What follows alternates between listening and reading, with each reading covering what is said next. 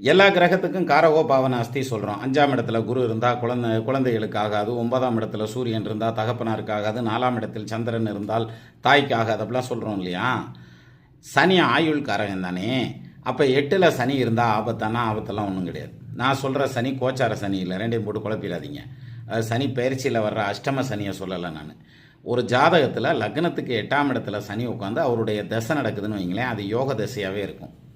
ஒரு 10% வேணா ஆகுது நெகட்டிவாக இருக்கலாமே தவிர மற்றபடி 90% யோக தசையாக இருக்கும். எப்படி தெரியுமா? அதாவது பாவர்கள் மறைய பங்க நேராது அப்படின்னு சொல்லுவாங்க. பாவகிரகமாக, இயற்கை பாவகிரகமாக இருந்தால் அது மறையலாம், மறையிறதுனால ஒன்றும் தவறு கிடையாது.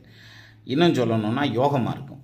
அப்போ மறைமுக வருமானமெல்லாம் வந்து சேரும்ன்ற மாதிரியான அமைப்பு. ஸோ சனிக்கு வந்து காரகோ பாவனாஸ்தி அப்படிங்கிற பாயிண்ட்டு கிடையாது. ஈவன் அவர் 10ஆம் இடத்துல இருந்தால் கூட. ஏன்னா 10ஆம் இடம் தொழில் ஸ்தானம் இல்லையா?